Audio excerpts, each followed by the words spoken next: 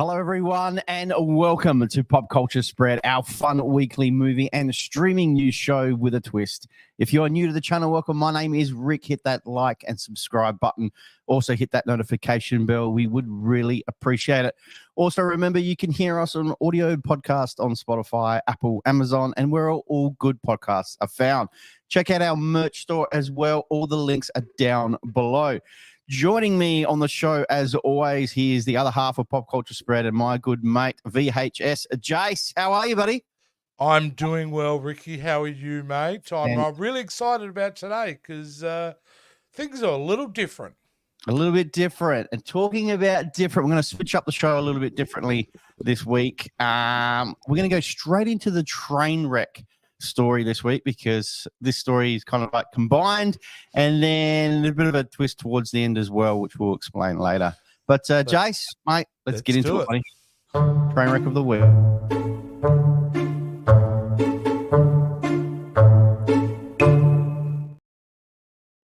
What have we got for the train wreck of the week, Jace? Oh, well, here we go. Here we go, Ricky. Execs at Warner Brothers reportedly drop an anvil on Coyote versus Acme by deleting it forever, Rick. Have you heard about this? Did you hear about this story? I think we covered it briefly in a couple of some of the other apps. We did hear something about it, but yeah, I didn't even know. We did, mate. And you know what the deal is? They haven't been able to sell the film. So what happened at one point? They decided, hey, we're not gonna release it. But then there was that story where they were going to go out and try to sell it. So, they haven't been able to sell it. So they're going to delete it, apparently. Like, out of their archives. Gone. Well, that's stupid. Why they can't sell it? What, they want too much for it? Or they are... I have no idea. Yeah. Here we go. Okay. But let me just read this bit out, Rick, because I thought this was really funny, actually. It's the plot line of the film. It says it's here we go. Coyote versus Acme is about a giant corporation choosing stock over empathy, doing nothing illegal but morally shady stuff for profit. It's a David versus Goliath story. It's about the cynical and casual cruelness of capitalism and corporate greed. No wonder Warner doesn't want to release Coyote versus Acme. And that was a report from Carson Kernapek, who helped edited the movie. Wow, that's a really bad synopsis of that movie. No wonder no one wants it. That's terrible. So I reckon there's a few factors into this. But this is, look, you hear about films getting buried. Like, it's over history. It's happened. You know, it's that Jerry Lewis movie. Was it The Day the Clown Cried or whatever, the one where he's in a Jewish concentration camp that was made and never released. We had recently Warner Brothers do it with Batgirl. Sorry, was it Batgirl? Yeah, Batgirl. Yeah, they made it. So, and then it just, yep. Yeah, I mean, this guy's not afraid of just deleting movies forever. But it seems pretty nuts, doesn't it? A whole film no one will ever get to see. And no one's touching it. Like, no one wants to touch it. Not even Netflix, Amazon. Yeah. They proposed a theatrical release. Watermelon's denied what they're offering. $70 million down the drain. Come on. Wouldn't you just take something for something? Like, just try and recoup some of that money back? Or they just think it's going to be a complete flop if we release it? Like, poor Cena. He doesn't get a paycheck. It is a train wreck because it's really interesting. How do you not just drop it on their streaming service, HBO Max, or they're just called Max now? Well, yeah, just release it, and I mean, we're going to get something out of it, surely. You get, yeah. But I thought it was pretty funny, Rick. That if you're looking forward to the Coyote versus Acme movie, nope, you ain't seeing it, mate. It's Gonski. No, that's terrible. That's all right. Wasn't on my list anyway. So all right, Jace. Let's get into some big news, buddy.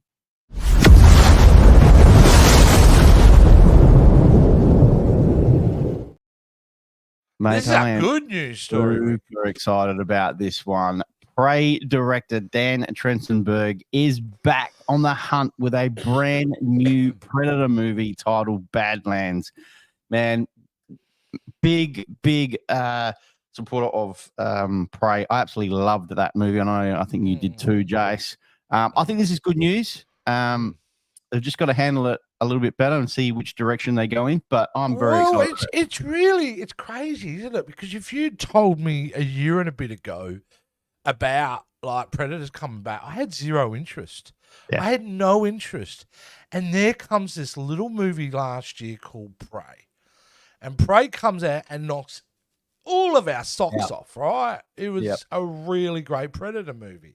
So knowing that the director of Prey is back and he plans on doing a sequel called Badlands, it sounds great. And it goes, I can't really say anything about it right now, but I will say while we were finishing the movie, we were having really exciting conversations. The studio, myself, the writer, and producers about what crazy things we could do next. And I've never stopped. No one stopped thinking about how cool things could be going forward. Now, what I think, Rick, now we don't have any report what the plot is about, but if you're calling something Badlands, it feels like they may go into the West. You know what I mean? A bit of a cowboy Wild West. That story It gives you that vibe. Yeah. But everything's wide open with this franchise. That's what I think this director did such an amazing job with Prey, because it told the audience, Rick, this could be set in any time period.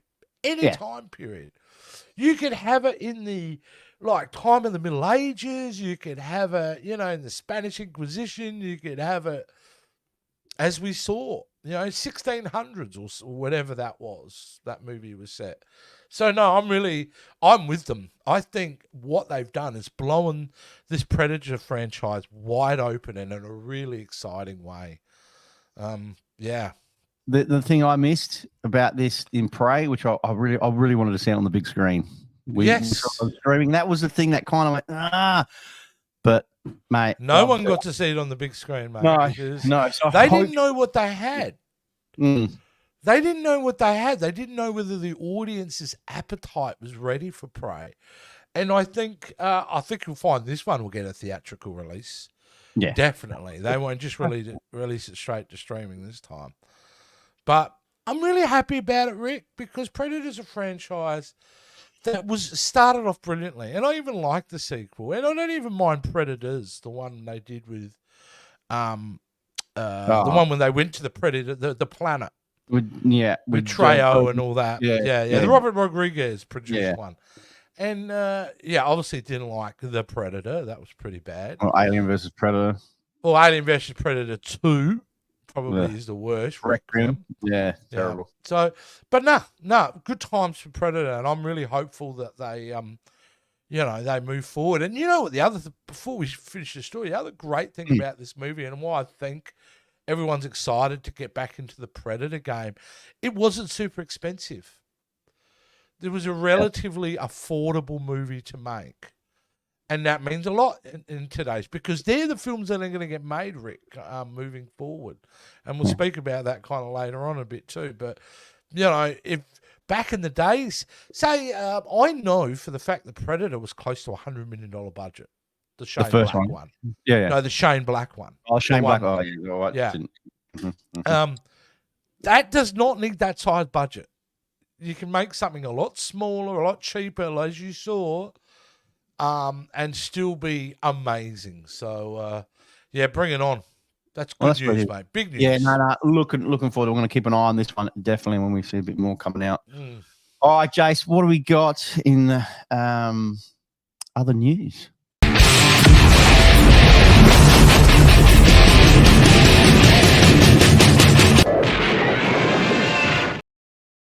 Alrighty, Ricky. This one is a bit of it's an interesting one to talk about, and something we have been talking about a little bit.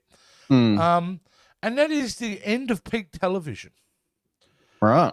So basically what this story is all about, I'm not going to go through in quotes because it's really about numbers, the story talking about, but out of the gist of it, Rick, it is worth talking about, because what it's saying is in the last few years, it tracked how many production shows were produced, and what has happened, and then they've started tracing back how the numbers are kind of going.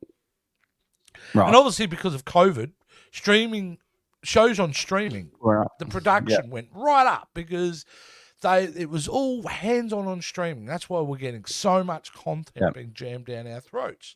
But what's starting to happen over the last couple of years is that is now changing. Rather than the shows going up and up and up, in 2023, we saw 14% less shows being produced. And it's being projected over the next couple of years for those numbers to then drop significantly, which basically means for people like you and me, less content, less original content by streaming services. Now, you can look at this two ways, Rick, if you like. You could be like disappointed, or you could be like me and actually be a little bit excited about this news. And the reason I'm excited about this news, Rick, it means we can't watch everything anyway, right? How can you keep up in today's world of everything that's released? It's too much going on. Right? Too many streams. And that's right. And it also means things are being kind of slimmed out. It means we're going to get less content, but I think more production, storytelling, focused content. So I think rather than, every man and his dog getting a Netflix show, they're going to be a bit more choosy about the content they kind of develop. And I think that's a good thing for us, the consumer. Not a good thing for the industry because it means there'll be less work for people. But that's the reality. The industry couldn't continue growing in this giant streaming bubble. It was going to burst sooner or later. And here, at least now, they've recognised it and they're taking steps to resolve it. A lot of people think this is bad news, but for me, this is good news. Less is better, I guess. Oh, well, mate, like at the end of the day, there are a lot of shows produced that we would never watch. Never, ever watch in a million years. But for some reason, they got deals and they got made. This way, I think you're going to... It also means that those shows that do get an opportunity will be very excited because they'll have a bigger audience to choose from. If you've got less content, more likely the content that is on the streaming service is going to be good. It's going to be getting more eyes on it, which means it's got a better chance. So, yes, there's going to be some pain, but I think there's going to be some pleasure that comes from this quite a bit, I think. Yeah. Look, like you said, there's so much. Like now at the moment, there's too much streaming at the moment. And I've cut back, to be honest with you, Jace. I've cut back on a lot. I've even cancelled a lot of my subscriptions because it's just too much. And there's nothing really that excites me on streaming at the moment. No. It's a good thing, And you're not alone, Rick. There are a lot of people doing exactly what you're doing. So, yeah, it's time for the industry to change. And I think this is the best shot we've got at the moment to get things back to a level where we can all enjoy what's going on. And you're right about the streaming service. That's a whole nother story. But we know there's no original. We need to lose 2 or 3 of them at this point because I think I'm signed up to 6 at the moment, which is just nuts. And you watch, you know what I mean? Is there something that attracts you in each one, or is it just I'm having them because for the sake of having because there may be a show coming out in a few months that I want to watch. Yeah. That's how they get you. That's how they get you. All right.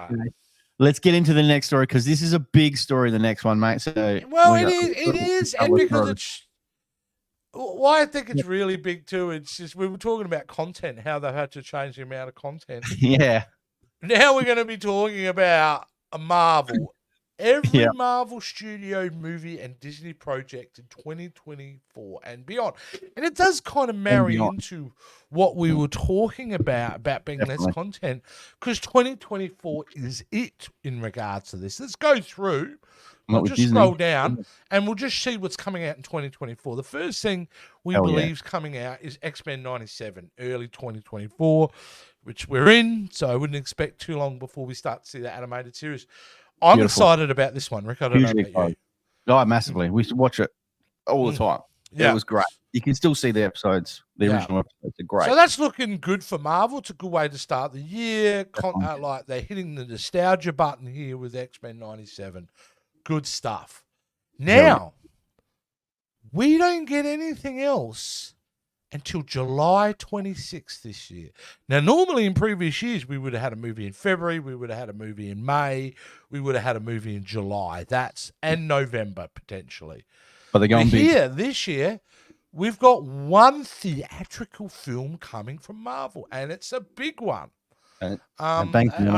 Oh, yeah. This is look, unless it's absolutely horrible, this is $1.5 billion movie. This is going to be massive, and I can't see him stuffing it up. I really can't.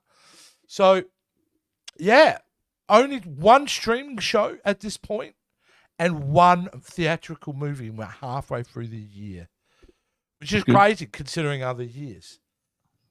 In fall, which will be October, November, don't care. We get Agatha, Covenant of Chaos. You don't care about this at all? No, I'm not interested, to be honest with you, Jay. This is a show that probably wouldn't be made today.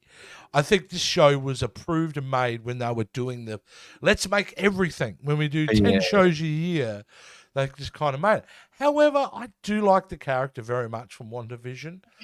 Catherine Hahn is amazing. And maybe they do something cool with it. But yeah, I'm not super excited for it. Yeah, no. But that's it for 2024, Rick. That's it. That is it. Wow. Sorry. I do apologize. We have one more.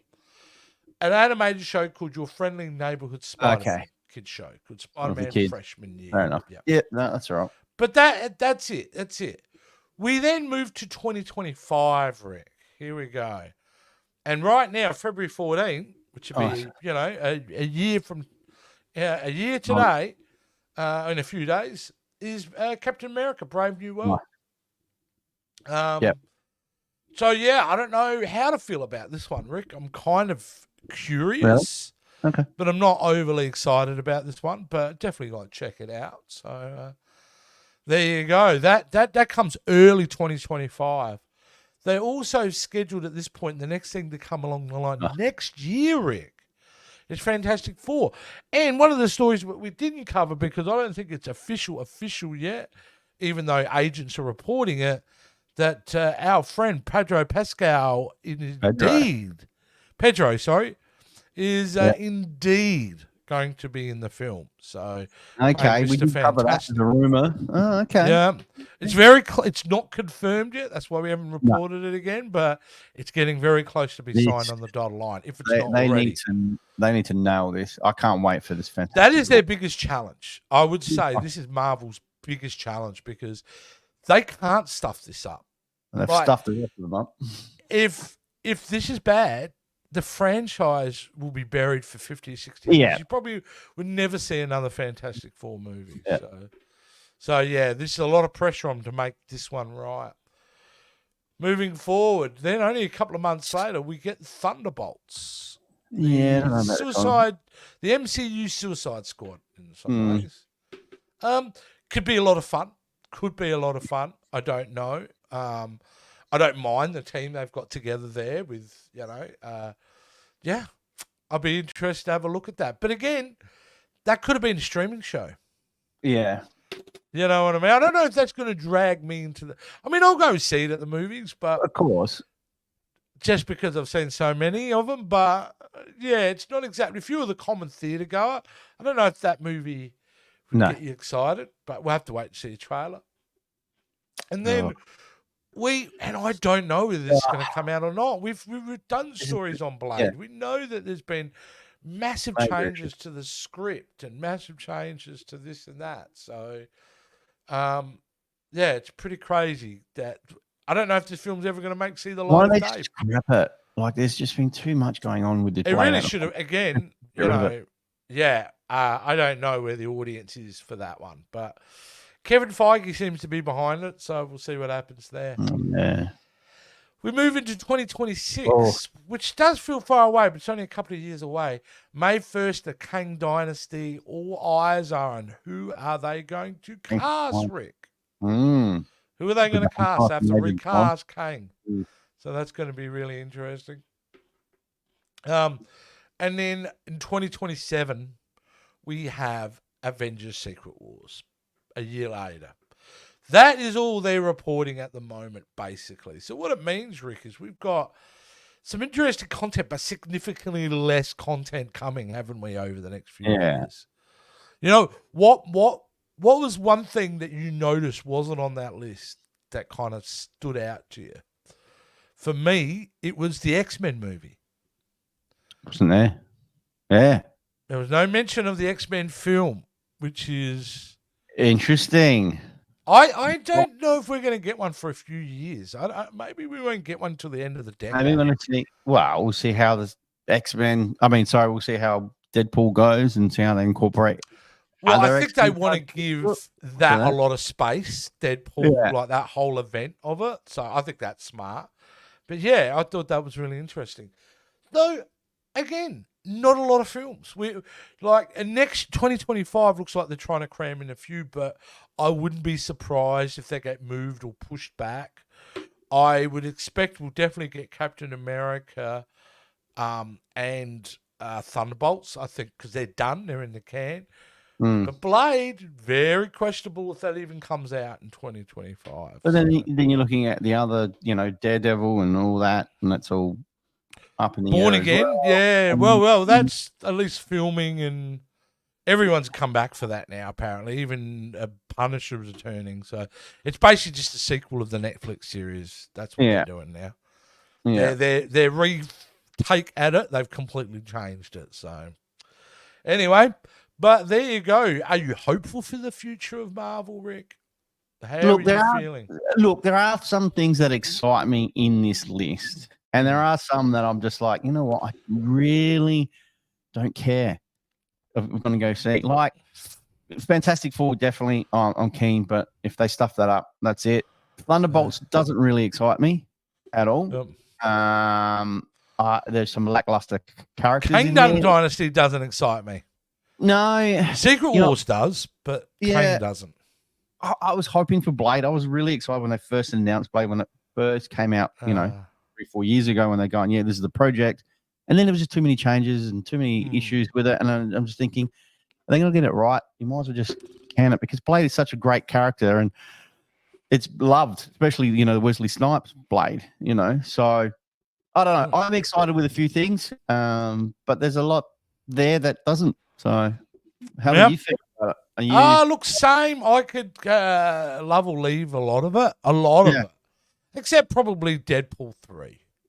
Yeah. Is that, it's Secret Wars. Everything else seems to be, I'll check it out. But yeah, nothing is super exciting, man. I think that's a natural reaction because they mishandled Phase 4 and 5. Yeah. We've got to be honest with you. They did. Like, I hate to say it, but there's a lot of stuff that didn't work in those phases. So good luck to them, I say, mate. Bring it on.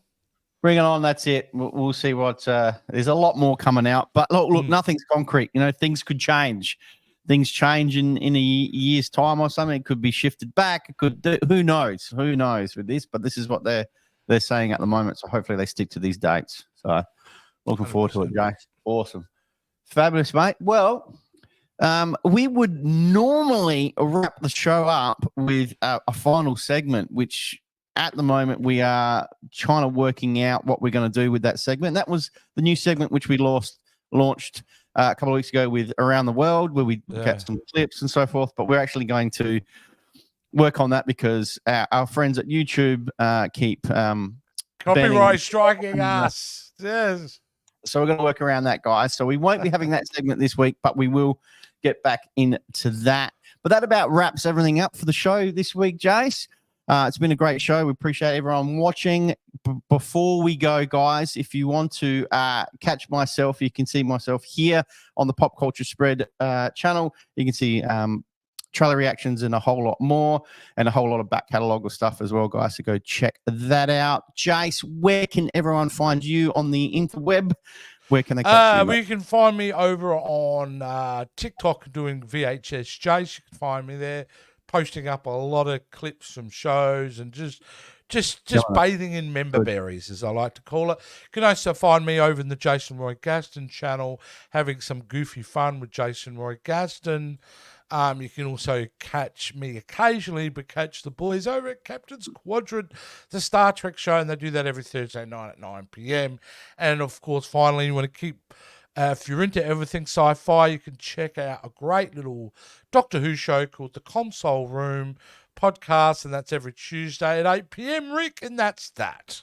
Fantastic. That's awesome, Jace. Well, great to catch up with another week gone by. Well, I'm sure next week we'll have plenty of big stories next week. So until then, guys, we'll see you all then. Bye for now. See you guys. Thanks for watching the Pop Culture Spread YouTube channel. Please don't forget to like, subscribe, and ring that notification bell. Also, don't forget to follow us on all our social media platforms. And if you're looking for some quality wear, don't forget to check out our merchandise store, available right now.